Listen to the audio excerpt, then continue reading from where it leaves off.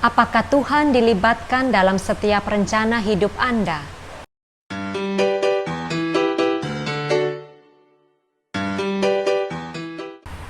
Salam sukacita bagi kita semua. Selamat datang kembali di channel Sabda Rohani bersama saya. Saudara, saya ingin sungguh berterima kasih kepada Tuhan dan juga kepada seluruh dukungan yang Anda berikan dengan men-share video ini, menjadi subscriber, dan juga memberikan komen dan tanda like. Terima kasih ya saudara. Dalam video kali ini, saya mau mengangkat tema melibatkan Tuhan di setiap rencana. Semoga Anda nanti dapat membaca perikop firman Tuhan secara utuh yang diambil dari surat Yakobus bab 4 ayat 13 sampai 17. Saudara, ketika kita berbicara tentang masa depan, boleh saya katakan bahwa kita akan berhadapan dengan dua tipe orang. Tipe yang pertama adalah seorang yang sangat yakin akan dirinya sendiri bahwa ia bisa melakukan ini dan itu. Dan ia juga yakin bahwa ia akan berhasil dalam segala rencana yang ia sudah buat. Ini seperti yang tertulis dalam ayat yang ke-13. Jadi sekarang, hai kamu yang berkata, hari ini atau besok kami berangkat ke kota Anu, dan di sana kami akan tinggal setahun dan berdagang serta mendapat untung. Sedangkan tipe orang yang kedua adalah seorang yang benar-benar pasrah dan pesimis akan masa depannya, sehingga ia tidak berbuat atau bertindak apapun untuk mengubah hidupnya menjadi lebih baik. Jadi dengan kata lain, hidupnya itu seperti air yang mengalir saja. Tentu dari kedua tipe ini kita bisa dengan jelas menemukan perbedaannya. Akan tetapi, dapatkah Anda juga menemukan persamaannya? Kalau boleh saya katakan bahwa kedua tipe orang seperti tadi itu sama-sama tidak mengandalkan Tuhan. Sama-sama tidak menaruh harapannya kepada Tuhan. Dan sama-sama tidak mau menyerahkan masa depannya kepada Tuhan. Tipe orang yang pertama mengandaikan dia itu bersandar penuh dengan segala kekuatan, kemampuan, kepandaian, bakat, talenta, pengetahuan atau ilmu yang ia miliki. Padahal dalam ayat yang ke-14 dikatakan, sedang kamu tidak tahu apa yang akan terjadi besok. Apakah arti hidupmu? Hidupmu itu sama seperti uap yang sebentar saja kelihatan lalu lenyap.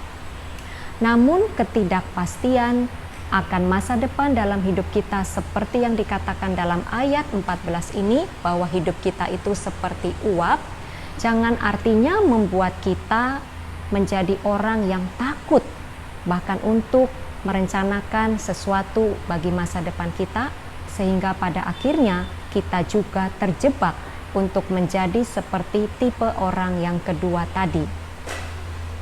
Kalau demikian, apa sikap kita sebagai anak-anak Tuhan? Mari kita baca ayat yang ke-15. Sebenarnya kamu harus berkata, jika Tuhan menghendakinya, kami akan hidup dan berbuat ini dan itu. Artinya bahwa kita harus melibatkan Tuhan dalam setiap rencana hidup kita. Entah itu perkara kecil atau besar, entah itu perkara yang mudah ataupun sulit, kita harus senantiasa menyertakan Tuhan dalam setiap rencana hidup yang kita buat.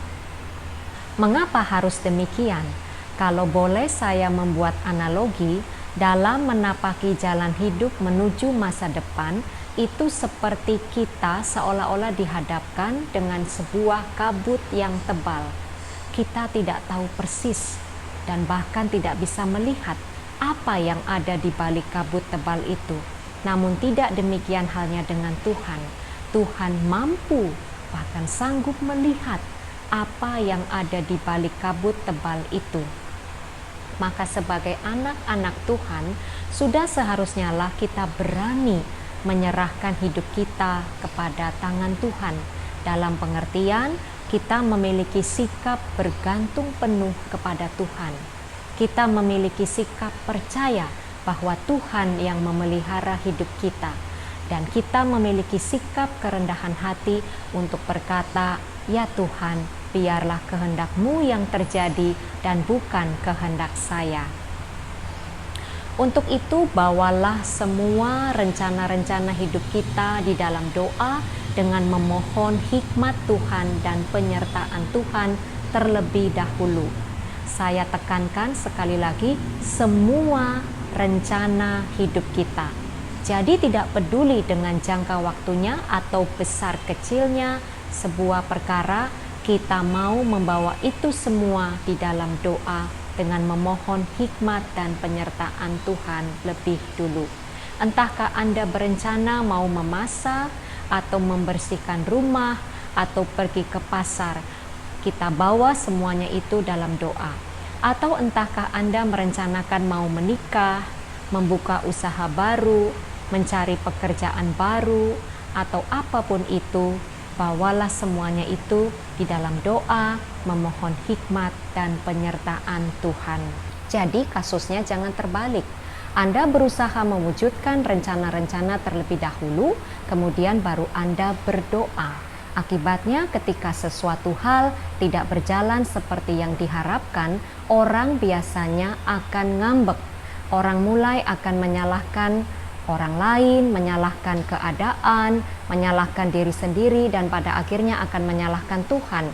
Dan tidak jarang pula banyak orang menjadi marah kepada Tuhan. Saudara, memang tidak mudah untuk berserah sepenuhnya kepada Tuhan, sebab dalam situasi tertentu terkadang membuat kita untuk mampu membuat keputusan secara cepat. Tetapi percayalah dan yakinlah bahwa ketika pikiran dan hati kita selalu terarah kepada Tuhan, dalam arti kita selalu percaya, bergantung dan mengandalkan Tuhan sepenuhnya, maka dengan caranya yang ajaib dan penuh kuasa, kita akan dimampukan untuk dapat mengerti jalan-jalan yang Tuhan berikan.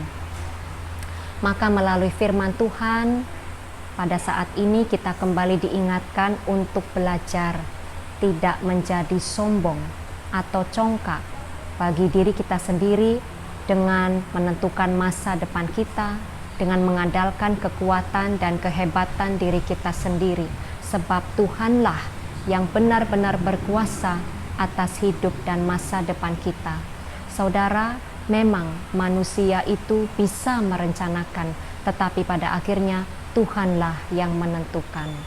Jadi dalam masa pandemi ini, kalau ada yang berpikir bahwa ia telah salah mengambil keputusan atau rencana-rencana yang sudah dibuatnya menjadi berantakan, jangan takut dan jangan khawatir saudaraku, sebab Tuhan kita Yesus Kristus adalah Allah yang sanggup meluruskan jalan-jalan hidup kita, yang sanggup membenahi hidup kita, karena dengan kuasa dan kasih-Nya yang tak terbatas, pasti Ia akan memberikan yang terbaik bagi kita, asalkan hati kita, pikiran kita selalu bergantung sepenuhnya kepada Tuhan.